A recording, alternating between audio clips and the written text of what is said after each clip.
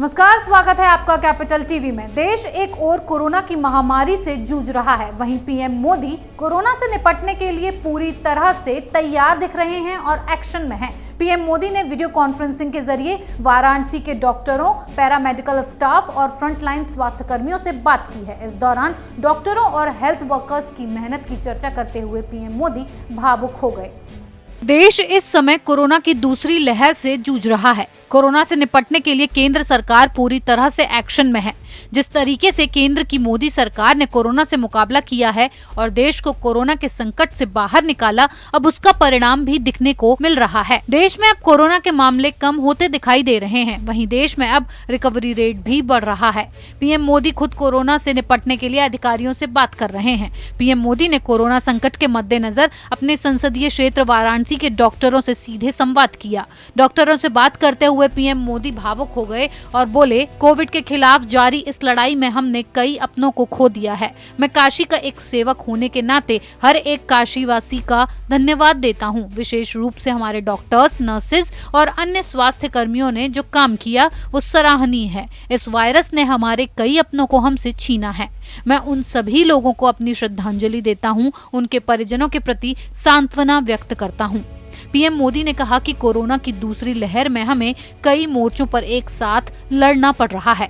इस बार संक्रमण दर भी पहले से कई गुना ज्यादा है। मरीजों को ज्यादा दिनों तक अस्पताल में रहना पड़ रहा है। इससे हमारे स्वास्थ्य सिस्टम पर दबाव पड़ा है।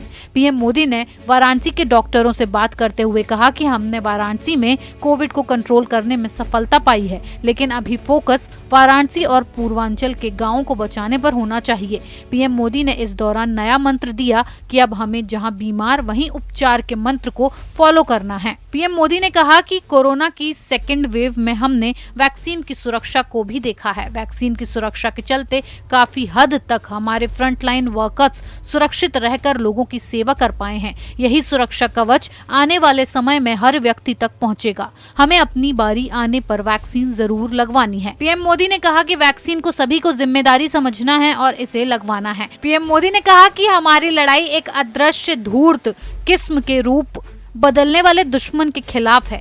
ऐसे में हमें हमेशा सतर्क रहना होगा। पीएम मोदी ने कहा कि बच्चों को बचाना जरूरी है और इस ओर कदम उठाना जरूरी है। पीएम मोदी ने ब्लैक फंगस का भी जिक्र किया। उन्होंने कहा कि इस बीमारी से सतर्क रहना है और एक्शन लेना है। पीएम मोदी ने कहा कि संकट के इस वक्त में जनता की नाराजगी भी झेलनी पड़ती है, लेकिन हमें अपने काम में लगे रहना है और उनके दुख को कम करना है। कोरोना की दूसरी लहर के बीच प्रधानमंत्री नरेंद्र मोदी स्थानीय स्तर के अधिकारियों से संवाद कर रहे हैं। वाराणसी के डॉक्टरों से संवाद से पहले पीएम मोदी ने बीते दिनों देश के करीब 100 जिलों के डीएम से सीधा संवाद किया था।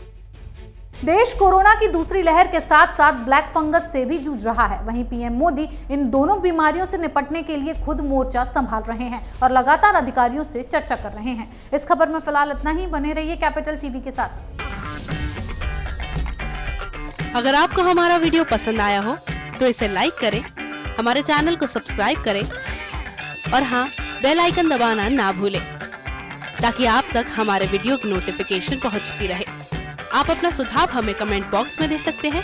हमारे साथ जुड़ने के लिए शुक्रिया।